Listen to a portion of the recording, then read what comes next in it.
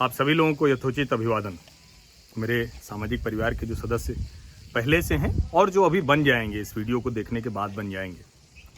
कल शाम को जब खबर आई कि एक आज तक की बहस में राजीव त्यागी शामिल हुए और उस बहस के बाद वो अपने घर पर थे और अचानक उनको बेचैनी हुई, अचानक उनको जो कहें कि दिल की धड़कनें उनकी तेज हुई, अनियंत्रित हो गईं और हृदयाघात की वजह से उनका निधन हो गया, उनकी मृत्यु हो गई। सदमा जैसा था और हम जैसे लोगों के लिए इसलिए भी सदमा जैसा था कि राजीव त्यागी के साथ लगभग हर दूसरे चौथे हम बहस करते थे।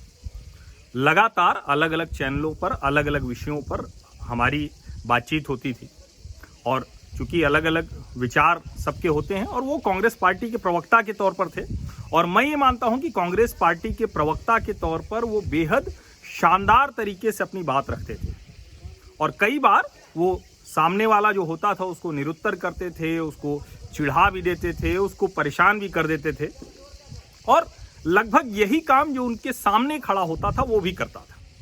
और उसमें हम जैसे लोग जो पत्रकार के तौर पर होते थे, जिनका अपना एक व्यू पॉइंट होता है, उसमें कई बार चाहे जिस पार्टी का प्रवक्ता हो उसको अच्छा या बुरा लगता है। और जाहिर है राजीव त्यागी कांग्रेस के प्रवक्ता के तौर पर बैठते थे तो उसमें भी कई बार ऐसी घटनाएं होती थीं। लेकिन शायद ही कभी कोई ऐसी घटना हुई कि जिसकी वजह से मनमुटाव जैसी स्थिति हो। और मेरा ये मानना है कि राजीव त्यागी उस तरह के व्यक्ति भी नहीं थे कि कोई बात दिल में रख ली और उसको लेकर वो बहुत ज़्यादा परेशान हों। अब इतनी कम उम्र में और वो भी एक टीवी की बहस के समय, उसके तुरंत बाद उनका निधन हो जाता है, तो निश्चित तौर पर सवाल कई तरह के खड़े होंगे। सिर्फ सवाल नहीं खड़े होंगे, ये भी बात सामने आ रही है कि क्या टीवी की बहस को होना चाहिए क्या, खास करके जिस स्वरूप में है। हम लोग टीवी की बहस का नियमित चेहरा हैं, नियमित हिस्सा हैं, लेकिन उसके बावजूद लगता है कि कई बार ओवर द बोर्ड ज़्यादा मामला चला जाता है। कई बार लगता है कि इतनी बहस की, इतनी मारामारी की, इतना एक दूसरे पर, जिसको बिलो द बेल्ट अंग्रेजी में कहते हैं, जिसको निजी हमला कहते हैं, वो हमला नहीं किया जाना चाहिए। और उसको लेकर चर्चा हो रही है, बहस हो रही है, लेकिन मेरी ऐसी विषयों पर जो एक बड़ी परेशानी होती है, बड़ा मैं उसको लेकर हमेशा एक कहें कि मन में बेचैनी रहती है कि ऐसे जो भी मुद्दे खड़े होते हैं तो कुछ देर के लिए तो हम उस पर बात करते हैं, थोड़ी देर के लिए उस पर बातचीत होती है, कुछ 1-2-4 दिन के लिए हम चिंतित होते हैं और उसके बाद फिर वही ढाक के 3 पात। अब एक राष्ट्रीय पार्टी के प्रवक्ता का निधन हुआ, उसको टीवी की बहस से जोड़ा जा रहा है, लेकिन मैं आपको ईमानदारी से कहूं कि टीवी की बहस तो प्रतिदिन उस तरह से होती है जिसमें लोगों के रक्तचाप ऊपर नीचे चले जाते हैं, ब्लड प्रेशर हाई लो हो जाता है और उसमें कई बार ऐसा होता है कि जो बिना काम की भी बहस होती है। लेकिन यह भी सच है कि जिस तरह की बहस होती है उसके राजीव त्यागी बहुत पारंगत खिलाड़ी थे। उनके पास भी तर्क हुआ करते थे, बहुत शानदार उदाहरण हुआ करते थे और बहुत वो एकदम जिसको मजबूती से बात रखते थे और वो बार बार ये कहते थे कि कांग्रेस हमारे लिए, कांग्रेस कोई ऐसा नहीं है कि हम सिर्फ आज गए हैं, प्रवक्ता के तौर पर यहाँ हैं। और कई बार उनके मन में भी ढेर सारी ऐसी चीज़ें होती थी जो उन्हें लगता था कि कांग्रेस पार्टी ये नहीं कर पा रही है, आला कमान को और ये फैसला लेना चाहिए। लेकिन जब वो टीवी की बहस में सार्वजनिक तौर पर बैठते थे तो इसका ख्याल वो रखते थे कि कांग्रेस का पक्ष जरा सा भी कमजोर ना हो। ये सब तो बात हो गई, लेकिन अब राजीव त्यागी के निधन के बाद जिस तरह की हल्की राजनीति हो रही है, जिस तरह से कांग्रेस पार्टी के कई बड़े नेता उसको ऐसे पेश कर रहे हैं जैसे भाजपा के प्रवक्ता संबित पात्रा से आज तक पर हुई बहस की वजह से ये हो गया। कई लोग, कई बड़े पत्रकार जो कांग्रेसी शासन में सत्ता सुख भोग रहे हैं, कई विश्वविद्यालयों के कुलपति हो गए हैं पत्रकार से, कई और ऐसे तरह तरह के लोग, वो ऐसे इसको प्रस्तुत कर रहे हैं कि जैसे संबित पात्रा ने जो कह दिया उसकी वजह से राजीव त्यागी को हृदयाघात हो गया, उनको हार्ट अटैक आया। ये मुझे लगता है कि अगर हम टीवी की बहस पर प्रश्न खड़ा कर रहे हैं, टीवी की बहस पर सवाल खड़ा कर रहे हैं, तो ये उससे भी नीचे जाने वाली बात है, उससे भी हल्की बात है, उससे भी घटिया बात है। और अगर हम उस तरफ जा रहे हैं तो आप यकीन मानिए कि राजीव त्यागी की मृत्यु के बहाने जो एक टीवी की बहस को, राजनीतिक बहस के स्तर को दुरुस्त करने की जो एक बात आई, जो लोगों के, बहुत से लोगों के मन में आई है, ढेर सारे पत्रकारों के।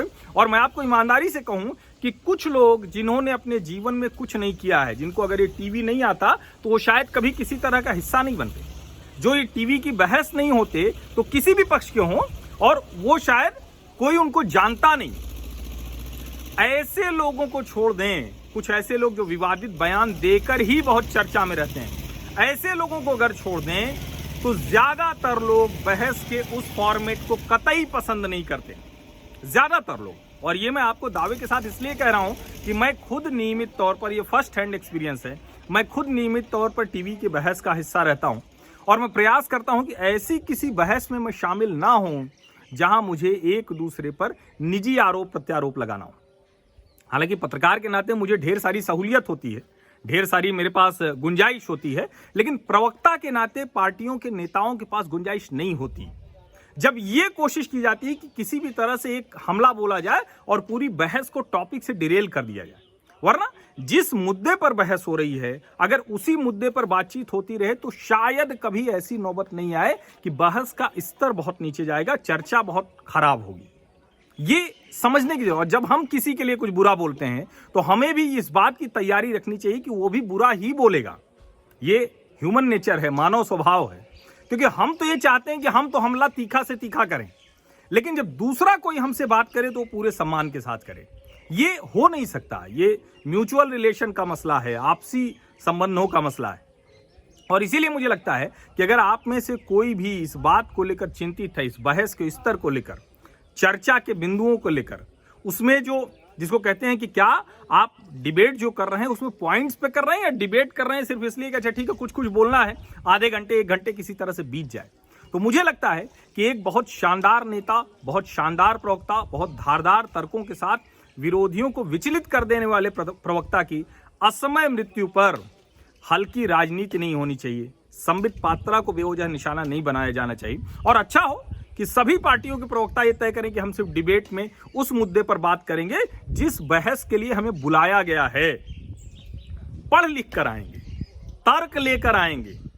ऐसा नहीं है, अगर आप थोड़ी पढ़ाई लिखाई करें और तर्क करें तो किसी भी विषय पर आपके पास पक्ष विपक्ष दोनों मजबूत होते हैं, लेकिन इसके लिए आपको पढ़ना पड़ेगा, इसके लिए आपको समय देना पड़ेगा, इसके लिए आपको बहुत ढेर सारे रेफरेंसेज उठाने पड़ेंगे, इसके लिए आपको पुस्तकों का अध्ययन करना पड़ेगा, इसके लिए आपको रोज अखबार पढ़ना पड़ेगा।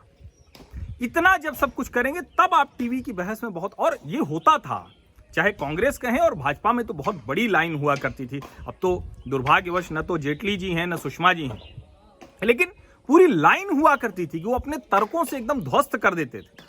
और आप अगर संसद की जिस बहस के लिए जाना जाता है, जिसमें कहा जाता है कि बहस होगी, चर्चा होगी, 2 दिन तक चलेगा सत्र, तो वो इसीलिए होता है कि उन 2-3 दिनों में सारे पक्ष, वो किसी के प्लस हो सकते हैं, किसी को माइनस कर सकते हैं, लेकिन जब वो पार्टी का व्यक्ति बोल रहा होता है और इसीलिए उस पार्टी में जो सबसे ज्यादा योग्य होता है, जिसके पास सबसे ज्यादा तर्कों की धार होती है, ऐसे नेता को समय दिया जाता है पार्टी की तरफ से। क्योंकि पार्टी को तो समय सदन की तरफ से मिलता है, संसद की तरफ से मिलता है, जो लोकसभा अध्यक्ष होते हैं, राज्यसभा अध्यक्ष होते हैं, वो देते हैं, जो राज्यसभा के सभापति होते हैं।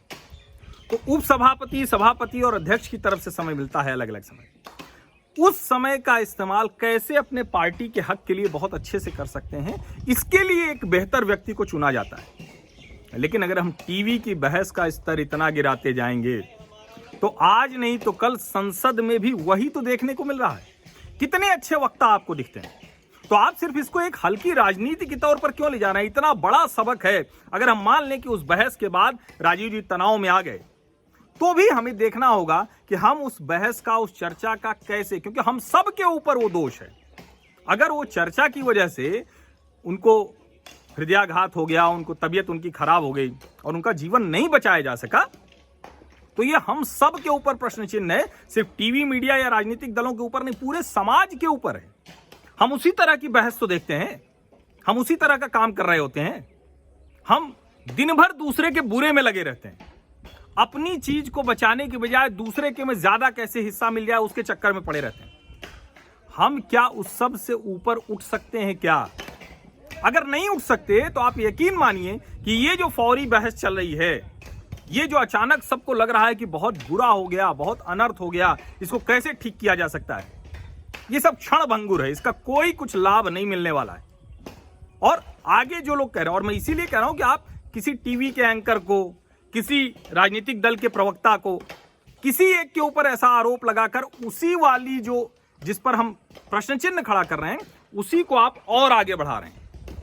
उसी घटिया राजनीति को, घटिया सोच को, घटिया बहस को आप और स्थापित करने की कोशिश कर रहे हैं। अगर राजीव त्यागी की मौत पर कांग्रेस के कुछ नेता या कांग्रेस के कुछ समर्थक पत्रकार इसमें भी कोई निशानेबाजी कर रहे हैं, तो वो और नीचे जाने की कोशिश कर रहे हैं, और नीचे जा रहे हैं। और मुझे लगता है कि अगर हम वो कर रहे हैं तो हम राजीव त्यागी की आत्मा को कष्ट देंगे, और ईश्वर उनकी आत्मा को शांति दे। इसके लिए जरूरी है कि हम सब इस मसले पर तो कम से कम राजनीति ना ही करें। मैं अभी अपने गांव पर हूं, इधर लगातार मेरा गांव पे रहना हो रहा है, तो कई विषयों पर बातचीत तुरंत नहीं कर पाता हूं, करने की स्थिति नहीं होती क्योंकि दूसरी व्यस्तताएं हैं, कुछ दिन रहेंगी। लेकिन उसके बावजूद जो जरूरी विषय होंगे उन पर मैं बात करूंगा, ठीक से बात करूंगा। हर जरूरी विषय पर चर्चा होगी। कुछ जो छूट जाएंगे उस पर भी आगे मैं बात करूंगा, क्योंकि देखिए मैं टीवी की टीआरपी वाला होता तो टीवी के ठीक ठाक स्थितियों से मैं वापस आया हूं, और टीवी की नौकरी जिसको कहते हैं ना कि मैं चाहूं तो आज भी टीवी की नौकरी कर सकता हूं, लेकिन नहीं करना चाहता। लेकिन टीवी बड़ा स्ट्रांग मीडियम है। इस मीडियम की बेहतरी हो, यहाँ बहस का स्तर ठीक हो, यहाँ चर्चा का स्तर ठीक हो, ये बहुत जरूरी है, क्योंकि पूरे के पूरे सोसाइटी को रिफ्लेक्ट करता है, पूरे समाज की मनोदशा को दिखाता है। इसलिए ये बहुत जरूरी है, और इसीलिए सोचिएगा जरूर। ये आप जब टीवी के सामने रिमोट लेकर बैठते हैं तो जरा ढंग के कार्यक्रम देखा कीजिए ना। अच्छी बहस चलती है, रुकिए उस पर घंटों, 1 घंटे देखिए। लेकिन अगर कोई चीख रहा है, चिल्ला रहा है, एक दूसरे के ऊपर निजी हमले कर रहा है, जिसको अंग्रेजी में बिलो द बेल्ट कहते हैं, बंद कर दीजिए वो चैनल, उस चैनल से हट जाइए। उसी टीवी चैनल पर अगर कोई अच्छी प्रोग्रामिंग है तो उसको आप देखिए। चीखने चिल्लाने वाली, एक दूसरे पर निजी हमले करने वाली प्रोग्रामिंग न कीजिए। तब तो जाकर हम शायद इस मुद्दे को सही से एड्रेस कर पाएंगे, इस मुद्दे का समाधान खोज पाएंगे, और सही मायनों में यही सच्ची श्रद्धांजलि भी होगी एक नेता को जो असमय चला गया। और मैं फिर से कह रहा हूं, बहुत प्यारे दोस्त थे राजीव त्यागी, बहुत अच्छे मित्र थे। हम लोगों से तो ढेर सारी बहस हुआ करती थी, वैचारिक तौर पर हम अक्सर उलट खड़े रहा करते थे, लेकिन उसके बावजूद अक्सर वो फोन करके बहस के बात करते थे कि हमारे आपके निजी संबंध अपनी जगह है, टीवी की बहस अपनी जगह है। इतना फर्क तो कम से कम सबको समझ में आना चाहिए, और दर्शकों को भी समझ में आना चाहिए, संपादकों को भी, और टीवी का प्रबंधन करने वालों को भी। बहुत बहुत धन्यवाद आप सभी लोगों का। और जो मैं हमेशा आप लोगों से अपील करता हूं कि अगर अभी तक आप मेरे सामाजिक परिवार के सदस्य पक्के तौर पर नहीं बने हैं तो सब्सक्राइब जरूर कर लीजिए, नोटिफिकेशन वाली घंटी भी दबा दीजिएगा। मैं किसी भी तरह की व्यस्तता होगी उसके बीच में हर जरूरी मुद्दे पर विश्लेषण के साथ चर्चा आपके साथ जरूर करता रहूंगा। बहुत बहुत धन्यवाद।